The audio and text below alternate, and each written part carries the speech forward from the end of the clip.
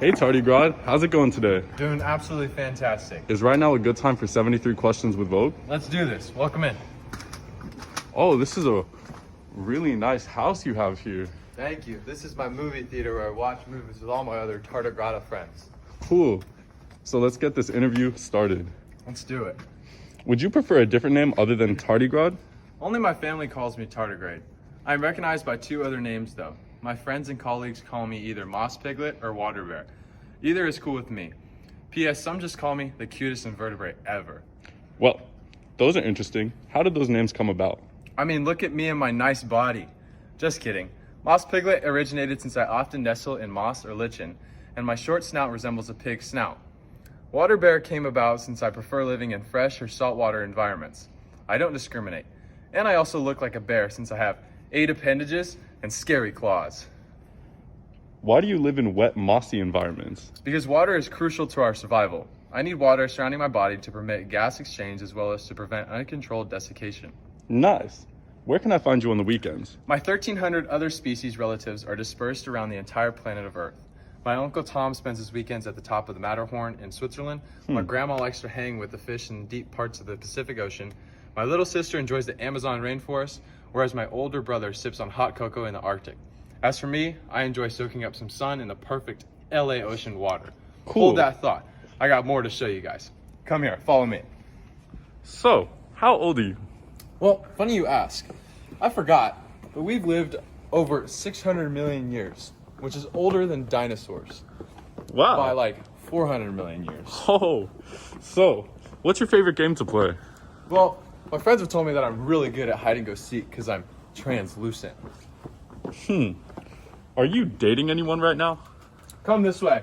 Well, yeah, I am, and she's super charming. Do you plan on having kids? Yes, I do, but I can't decide whether I want to produce asexually or sexually, since I can do either depending on my species and the environment. What does sexual reproduction look like for you and your species? Usually in a marine environment, females would produce up to 30 eggs at a time. The female's shed cuticle containing the eggs would then be fertilized by the male. If asexual reproduction occurs, then an embryo develops without external fertilization in a process called parthenogenesis. This type of reproduction occurs in terrestrial environments in limiting conditions. What type of cardio do you do to be so strong and indestructible? Similar to arthropods, I like to burn calories by a weird gallop. My locomotion mechanism was developed to adapt to whatever I'm walking on, such as a soft surface or a hard one. My movement is funky, which is why scientists can't tell if I'm walking, jumping, or awkwardly swimming. Either way, it's a great exercise.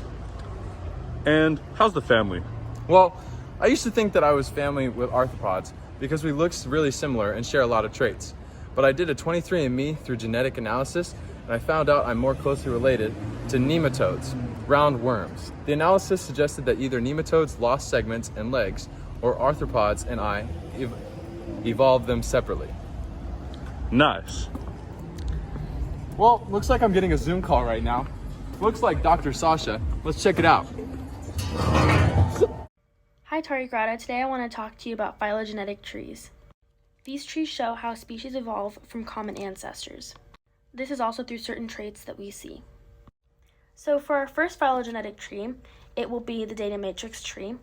And as you can see, it starts with Tardigrade, and the outgroup is Porifera, and these are the rest of the species in between. Now for our 16S phylogenetic tree, this tree is based on the genetic code and not the traits like our data matrix tree, but it's still the same exact results where Porifera is the outgroup and then Tardigrade is at the top. Now for our third tree is the published phylogenetic tree, and as we can see, a similarity that it has to both the 16S and the data matrix tree are that Porifera is right here, except for a difference is the fact that Porifera is not the outgroup in this one. In this case, the outgroup is the fungi. And so here is an example of a published phylogenetic tree and not one that we created. Thanks, scientist Sasha. I'm actually getting a phone call from scientist Katie right now. I'll talk to you soon. Thanks for all the information.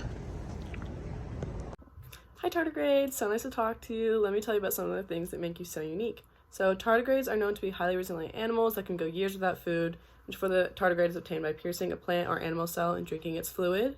Tardigrades are able to go so long without food because without water they go into a desiccated state, and studies on the tardigrade have revealed that the species contain a protein specific to them called the DSEP, which is short for damage suppression protein.